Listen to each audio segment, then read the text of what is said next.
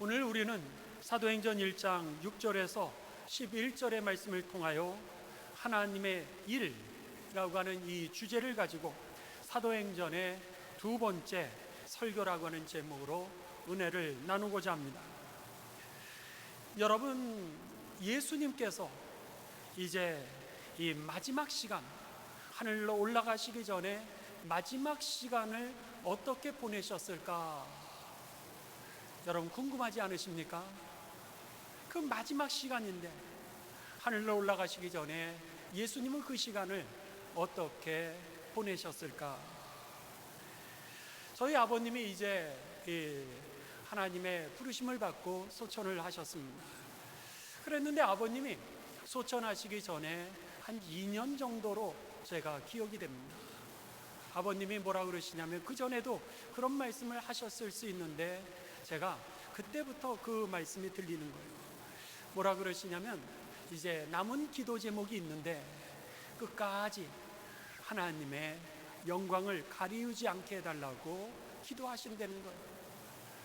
그전에는 그런 기도 제목을 제가 말씀을 하셨는데 이해를 못했다든지 그냥 흘려드렸는지 모르는데 아버님이 약해지시면서 그 말씀을 하실 때 제 귀에, 제 마음에 이렇게 그대로 들려지기를 시작했습니다.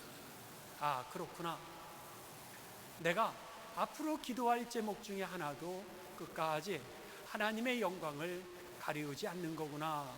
그런 생각을 하게 되었습니다. 우리 교회 권사님들은 신방을 하거나 또 함께 만나 기도할 때 이런 말씀을 자주 하십니다. 목사님, 제게 남은 시간이죠. 그 남은 시간 기도 제목이 있다면 교회에서 예배를 드리다가 하나님의 부르심을 받으면 좋겠습니다. 그렇게 말씀을 하세요. 제가 그러면은 권사님한테 그렇게 말씀을 드리죠. 권사님, 예배를 드리시다가 하나님의 부르심을 받으면 다 교회 가면 돌아가시는 줄 알아요. 안 돼요. 이제 제가 우스갯소리로 그렇게 얘기를 합니다. 어떤 권사님은 말씀하십니다.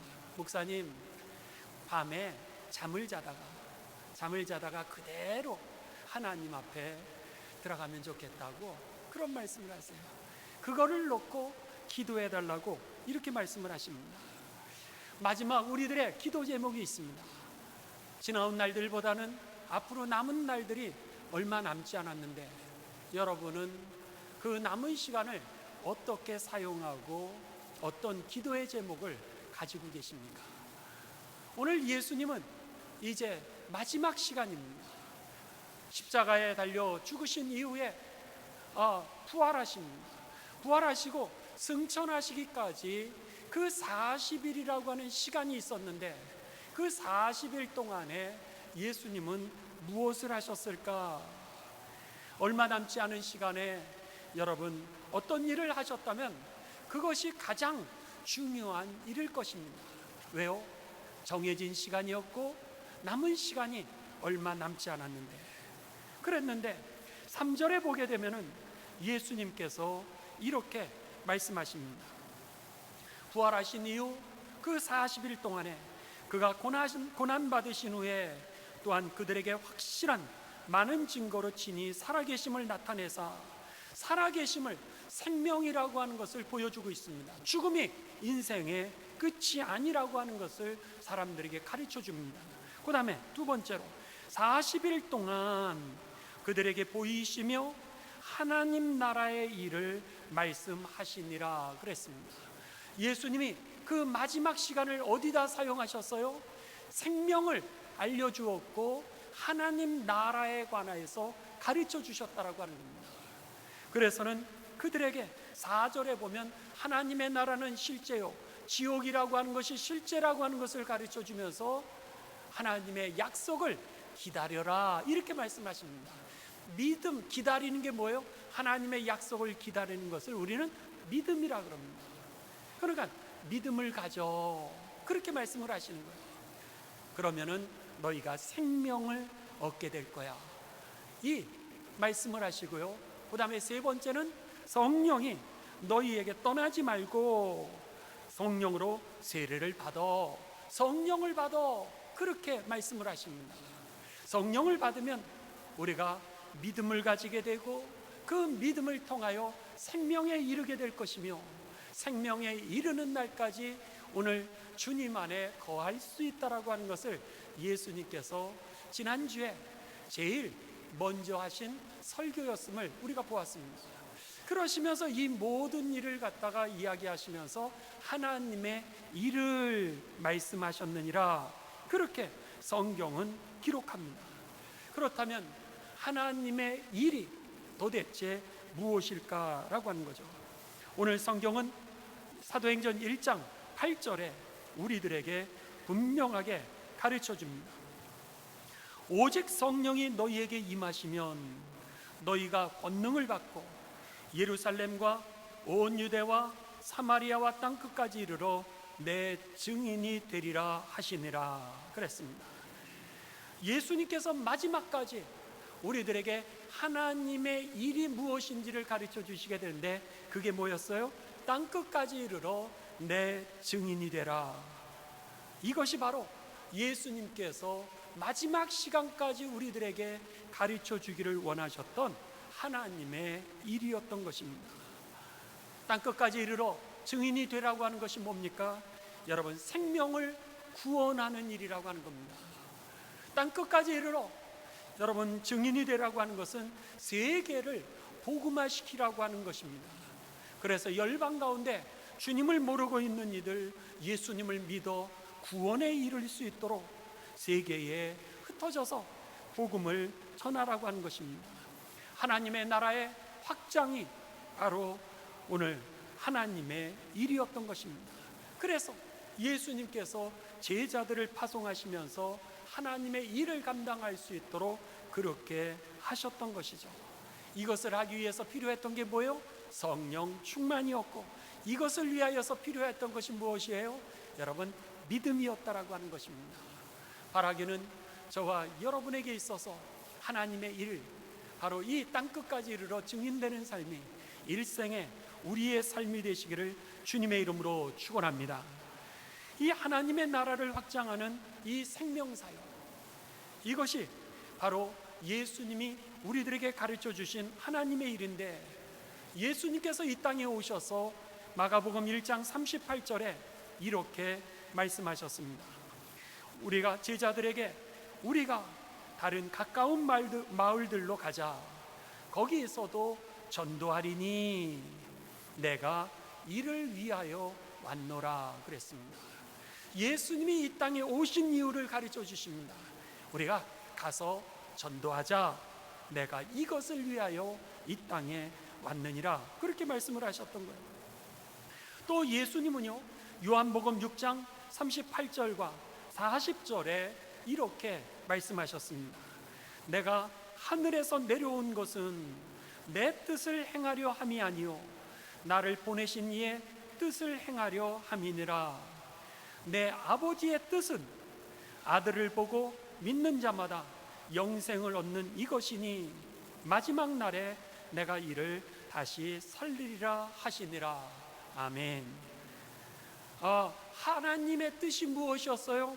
오늘 아들을 믿고 영생을 얻게 하는 것이라는 거예요. 예수님이 이 땅에 오신 목적이 어디였어요? 가서 전도하자, 내가 이것을 위하여 왔노라, 이렇게 말씀하셨던 겁니다. 오늘 우리는 이 하나님의 일이라고 말씀하시는 그 예수님의 그 말씀과 또 하나님의 뜻이 오늘 나아가서 복음을 전도하는 일이라고 하는 이 말씀을 우리들이 깨달으면서 들으면서 한 가지 영적인 교훈을 얻게 됩니다.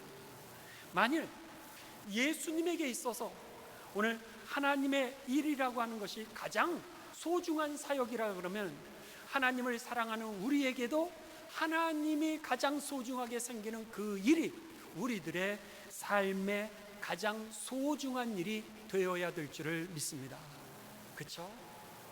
예수님에게 있어서 가장 중요한 일이 오늘 복음을 증거하는 일이었다면, 예수님의 제자가 되었고 예수님을 따라가는 우리들의 가장 소중한 일은 바로 땅끝까지 이르러 복음을 전하게 되는 그 사명, 이것이 바로 우리들의 가장 소중한 일이 되어야 할 것입니다.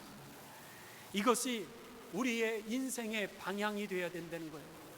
우리가 돈을 벌어도 돈을 버는 이유가 어떤 거예요? 인생의 방향이 오늘 복음을 전하기 위해서 돈을 버는 겁니다.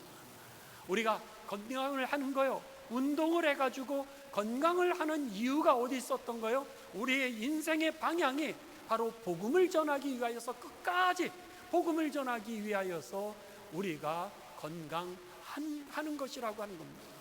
우리가 공부하는 이유도, 우리가 결혼하는 이유도, 우리가 직장을 가는 이유도, 우리가 사람을 만나는 이유도 어디 있어요? 나 하나 잘 먹고 잘 사는 데 있었던 것이 아니라 다른 사람에게 복음을 전하여 그들로 하여금 생명으로도 천국에 들어갈 수 있도록 하는 것, 잃어버렸던 하나님의 나라를 회복하게 하고, 우리가 하늘나라 에덴 동산에서 왔는데 그 하나님 나라로 돌아갈 수 있도록 하는 게 바로 우리들이 할 일이라고 하는 것입니다. 여러분, 그래서 우리가 장례식 때 뭐라 그러죠? 천국 환송 예배다, 이렇게 표현합니다. 환송, 돌아갈 환자에다가 보낼 송이죠. 우리가 천국으로, 이제 집으로 돌아가시는 것을 갖다가 축하해주고 또 격려해주는 그 시간이 바로 장례식이라고 하는 겁니다. 그렇습니다.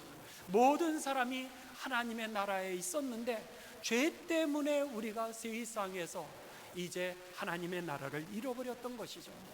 그들에게 하나님의 나라를 되찾아주고 그 영원한 천국으로 잇대어지게 하는 것, 이게 바로 오늘 우리가 존재하는 이유라고 하는 것입니다. 무엇을 먹든지, 무엇을 마시든지, 무엇을 갖든지, 무엇을 잃어버리든지, 그 모든 우리의 삶의 방향과 존재 이유가 오늘 땅끝까지 이르러 증인이 되는 삶이 되시기를 주님의 이름으로 축원합니다. 여러분, 오늘 주님을 사랑하면은요, 오늘 주님이 가장 소중한 일을 우리들이 하게 되어 있습니다. 그런 면에 있어서 땅끝까지 이르러 증인이 되는 방법은 어디 있었냐면 주님을 더 사랑하시면 됩니다. 어떤 목사님이 설교하시면서 그렇게 설교를 하시더라고요. 여러분, 이웃을 사랑하십니까? 가족을 사랑하십니까? 또 성도들을 사랑하십니까? 그렇다면 그를 위해서 기도하십시오. 기도가 곧 사랑입니다. 이렇게 설교를 하셨어요. 제가 그 말씀을 들으면서 참 적절한 표현이었고 그게 옳다라고 그렇게 마음에 동의를 했습니다. 여러분, 신기하죠? 다른 사람을 우리가 말로 사랑한다라 그러는데 그것은 말일 뿐입니다. 정말로 사랑한다면 우리가 그를 위해서 기도해야 될 것입니다. 근데 기도하면은요, 사랑해지게 되어 있습니다. 마찬가지입니다. 하나님을 사랑하면은 하나님의 일을 하게 되어 있습니다. 여러분, 많이 기도하시기를 주님의 이름으로 부탁을 드립니다. 또 여러분, 많이 성경을 읽으시기 바랍니다. 우리가 성경을 알면 알수록, 하나님에 대해서 사랑하면 할수록, 또 우리들이 하나님을 경험하면 경험할수록 하나님이 원하시는 일을 하게 돼 있다라고 하는 것이죠. 그렇기 때문에 많이 기도하십시오. 우리가 그래서 지난해 12월은 우리 교우들의 그 이름을 갖다가 이 요람을 펴놓고 한 명 한 명 안수하면서 기도를 했습니다. 그러니까 더 궁금해지기도 하고 또 더 사랑이 가는 거예요. 마찬가지입니다. 여러분들도 여러분이 가지고 계시는 그 요람을 보고 전화번호만 보지 마시고 오늘 그 한 명 한 명 얼굴을 보시면서 안수하면서 기도해 주십시오. 그러면은요, 사랑하게 돼 있다라고 하는 겁니다. 오늘 우리 주보를 여러분 보시는 분도 계시고 못 보시는 분도 계시지만은 우리 웹사이트에 들어오셔서 주보를 또 보시 바랍니다. 이 주보에 보면은요, 2021년도 천호 크리스찬 캠페인이 있습니다. 여기에 보면은 오늘 첫 번째는 가정 예배를 드립시다. 이번 주 수요일 이 설교가 가정 예배에 관한 겁니다. 믿음의 유산에 관한 말씀입니다. 여러분, 2021년도 믿음의 유산을 정말로 물려주기를 원한다면 여러분의 자녀와 여러분들이 신앙적인 대화를 하는 시간이 있습니까? 별로 없으시죠? 하고 있다라고 하면 참 훌륭한 겁니다. 믿음의 유산이 물려지지 않으면서, 그런 시간을 갖지 않으면서 자녀들이 좋은 믿음을 갖기를 원한다라고 하는 것은 여러분 어려운 일입니다. 그런 면에 있어서 가정 예배를 드리는 것, 또 새벽 기도에 여러분 꼭 3회 이상을 하시기 바랍니다. 교회 성전에 나와서 예배를 드리실 수 있다면 성전에 나와서 예배를 드리시고, 또 팬데믹 때문에 이 코로나로 인하여 여러분의 직장이라든지 형편에 의하여 예배를 못 드리신다면 아침에 일어나셔서 꼭 여러분 이 유튜브를 통하여서, 영상을 통하여 새벽 기도회를 일주일에 3번은 꼭 하시기를 바랍니다. 또 1년에 전도 3명은 꼭 하시기 바랍니다. 나 하나 여러분 믿음을 유지하는데 거기에 우리들이 머물러 있다 그러면 절대로 믿음은 성장하지 않습니다. 그런 면에 있어서 3명을 꼭 전도하시고요. 말씀 통독을 1년에 2번 하시기 바랍니다. 구약부터 신약까지입니다. 그래서는 제가 어떤 분을 만나니까 하루에 5장씩 읽으시는 분들이 계시더라고요.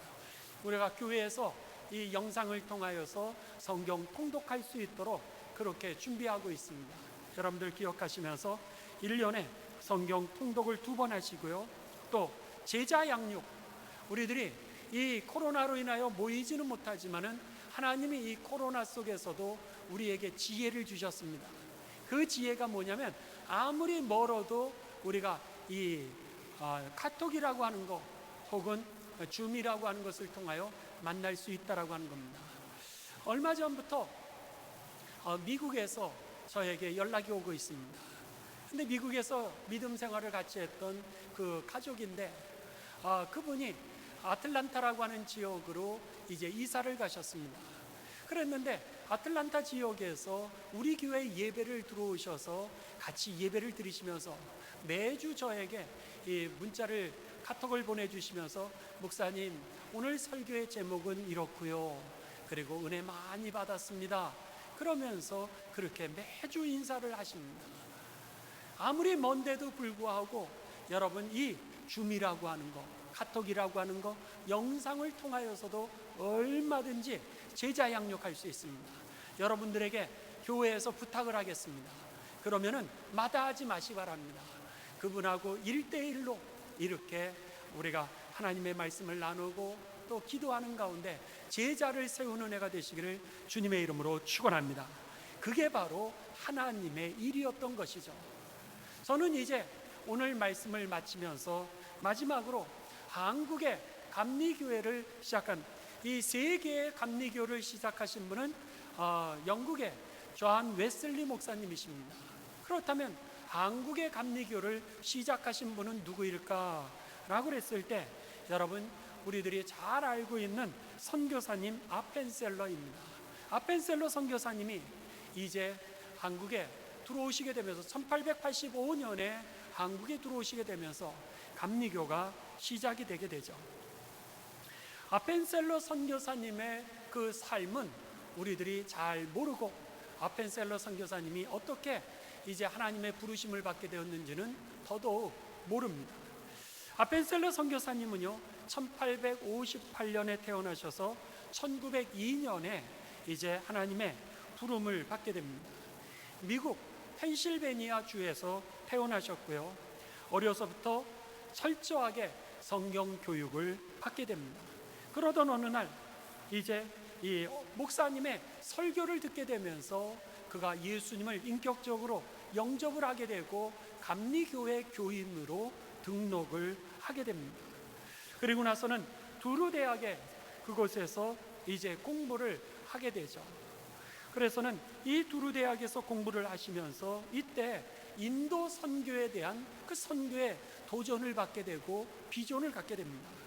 그러면서 이 감독에게, 감리교 감독님에게 나를 선교사로 파송해 주십시오 라고 요청을 하게 되고, 그리고는 그 당시에 조선이라고 하는 알지도 못하고 쇄국 정책으로 인하여서 문이 개방되어 있지도 않던 그 조선의 땅을 밟게 되시게 됩니다. 1885년 2월 1일 이제 이 스크랜튼 선교사님과 언더우드 선교사님이 부산으로 미국에서 출발하게 됩니다. 그리고 나서 2개월에 걸쳐서 4월 2일 날 도착하게 되고요. 4월 5일 날 부활주일에 제물포 항구를 통하여서 조선 땅에 입국하게 됩니다. 조선 땅에 입국하셨던 이 아펜셀러 선교사님은요, 성경을 번역하기 시작합니다. 사람들에게 성경을 가르쳐 주어야 그들이 읽어야 하나님에 대해서, 예수님에 대해서 알 수 있으니까 마태복음을 번역하고 마가복음을 번역하고 고린도 전서를 번역하고 고린도 후서를 번역하게 됩니다. 그리고 나서 이제 인쇄소를 만들어서 그 인쇄소를 통하여서 이 성경이 보급될 수 있도록 하고요. 더 나아가 사람들에게 이 글을 가르치기를 시작합니다. 글을 가르쳐 주면서 선교 잡지를 발행하게 되죠. 그리고 나서 1885년 8월 3일에는 배제학당을 설립하게 되고, 그리고 1895년에는 정동감리교회를 설립하게 됩니다. 그리고 나서는 정동교회를 중심으로 해서 서재필, 이승만, 윤치호, 주시경, 이상재, 남궁옥 선생님과 같은 이 민족 지도자들과 더불어서 독립협회를, 그 지회를 결성하게 되고 또 만민공동회를 개최하게 됩니다. 하지만 이들의 모임에 대하여서 반대하는 그런 사람들을 통하여서 결국 이 민족 지도자들의 몇 명이 감옥으로 투옥이 되게 되죠. 그랬을 때 이 아펜셀러 선교사님은 그 감옥을 방문해서 그들에게 감옥에 있음에도 불구하고 그들에게 복음을 전하게 됩니다. 그러면서 이 감옥에 다니면서 복음을 전하게 되면서 예수님을 영접하게 된 사람이 누구냐면 여러분들이 잘 알고 계시는 이승만 대통령입니다. 그때는 대통령이 아니죠. 예수님을 잘 모르고 민족운동을 하던 지도자 중에 한 명이었는데, 근데 그가 감옥에 투옥되었을 때, 그곳에 찾아가 복음을 전했을 때 그가 예수님을 영접하게 되었다라고 하는 겁니다. 뿐만 아니라 우리들이 잘 알고 있는 이상재 선생님 역시 그때 이승만 씨와 더불어 이 감옥에 투옥이 되어 있었던 상태였습니다. 그런데 아펜셀러 선교사님이 그들을 찾아가 복음을 전하게 되면서 이상재 선생님도 예수님을 영접하게 되고 교회의 역사와 민족의 역사에 커다란 공헌을 하게 되는 겁니다. 그 이후에도 아펜셀러 선교사님은요, 서울, 평양, 인천, 수원, 공주, 대구, 전주 등지를 여행하면서 전도 활동을 하였다라고 하는 겁니다. KTX가 있었던 것도 아닙니다. 자가용을 렌트했던 것도 아닙니다. 집에 조그마한 차가 있었던 것도 아닙니다. 그 당시에 얼마나 어려웠겠습니까? 그런데도 불구하고 이 아펜셀러 선교사님은 전국을 찾아다니면서 거기에서 복음을 전하시게 됩니다. 그 당시에 기록에 보면은 5년 동안 이 복음을 전하면서 체중이 빠지게 되는데 무려 180파운드에서 131파운드나 되는 그런 어마어마한 양의 그 몸무게가 빠질 정도로 그렇게 복음을 전하고 다니셨다라고 하는 겁니다. 그러던 어느 날 1902년입니다. 1902년 6월 11일 이제 이 밤에 목포에서 그 성서 번역회의에 참여하기 위하여 이 배를 타고 목포로 가게 됩니다. 그런데 그곳에 갈 때 그 학생들이라든지 아니면 조한규 씨를 함께 동반하여서 이 목포에서 열리는 성서 번역회의에 참여를 하게 되는데, 항해하던 그 배가요, 이 어청도 부근에서 이제 그 밤에 롤링이 심하게 되면서 파도가 일게 되면서 그 깜깜한 밤에 다른 배와 부딪히게 됩니다. 충돌하는 사고로 인하여서 배는 침몰하기를 시작합니다. 사람들은 그 배를 포기하고 이제 뛰어내리기를 시작하죠. 그런데 보니까 이 아펜셀러 선교사님도 같이 탈출하려고 그러는데 그 안에 그와 함께 있었던 이 조한규 씨가 이 선실에 여전히 있는 거예요. 그러니까는 이 아펜셀러 선교사님이 그 침몰하는 배 속에서도 그를 갖다가 구원하기 위하여 선실로 들어갔다가 결국 23명과 함께 배와 함께 그 하나님의 부르심을 받게 되었던 것입니다. 이것이 바로 우리 한국 감리교를 시작하셨던 이 아펜셀러 목사님의 마지막 시간이었습니다. 마지막까지 복음을 전하고 마지막까지 구원을 하길 원했던 그 삶이 아펜셀러 그 선교사님의 삶이었다라고 하는 거죠. 이 나라를 위하여, 이 민족을 위하여, 복음화를 위하여 애썼던 그의 삶은 장례식 가운데 그에게 태극기가 기항이 되고, 그리고 그 태극기 속에서 그 장례식 곡이 무엇이었냐면 애국가였습니다. 장례식 곡을 갖다가 애국가로 해줄 수 있을 정도로 그가 민족을 위하여서, 그리고 복음을 위하여서 그렇게 헌신하였죠. 그 이후에 그는 한 명이 헌신을 했는데 놀랍게도 그의 가족이 모두 다 헌신하기를 시작합니다. 그래서는 아펜셀러 선교사님의 장남은 배제학교의 교장이 되고요, 장녀는 이화학당의 교장으로 봉직하고 한국 땅에 묻히게 됩니다. 뿐만 아니라 막내 또한 이화대학 교수로 이제 헌신하면서 그들의 일생을 대한민국의 복음화와 대한민국의 이제 개화와 그리고 나라와 민족을 위하여서 그들의 온 가문의 삶을 헌신하게 되었다라고 하는 겁니다. 1935년 아펜셀러 기념비가 정동교회에 세워지게 되었고, 1989년에는 배제학교 총동창회에 의해서 양화진에 있는 외국인 묘역에 추모비가 건립되게 됩니다. 아무도 기억하지 않는 조선이라고 하는 조그만한 땅덩어리였는데, 그리고 그 발전된 나라에서 너무나도 어려운 조선 땅이었지만은 오늘 그 마음 가운데 그 주님이 원하시는 것, 하나님이 원하시는 그 하나님의 일, 복음을 위하여서 자신이 가지고 있었던 그 당시에 좋은 학위를 다 내려놓고 그러면서 복음을 전하러 왔던 이 아펜셀러 선교사님을 통하여서, 언더우드 선교사님을 통해서 한국에 지금 몇 명이 됐습니까? 무려 1200만의 그리스도인들이 세워지게 되었다라고 하는 것입니다. 한 알의 밀이 땅에 떨어져 많은 열매를 맺었던 그 선교의 역사, 그리고 한국의 역사가 바로 이 아펜셀러 선교사님의 그 역사였던 것이죠. 그렇습니다. 여러분, 나 하나가 별거 아닌 것처럼 우리들은 생각할 때가 있습니다. 그렇지 않습니다. 오늘 하나님의 일, 이거를 위하여서 우리들의 삶을 드릴 때, 여러분, 우리들의 삶을 통하여 1200만이라고 하는 놀라운 숫자가 돌아올 뿐만 아니라 민족 전체가 주께 돌아오는 영광이 임하게 될 것입니다. 여러분 꼭 기억하시면서 주님의 일, 하나님의 일이 무엇인가 땅끝까지 이르러 증인되는 그 삶이 저와 여러분의 인생의 방향이요, 공부하는 이유요, 돈을 버는 이유요, 사람과 만나는 이유요, 오늘 우리들이 잘 살아가는 이유라고 하는 것을 꼭 기억하시면서 우리의 존재 자체가 오늘 선교사가 되시기를 주님의 이름으로 축원합니다.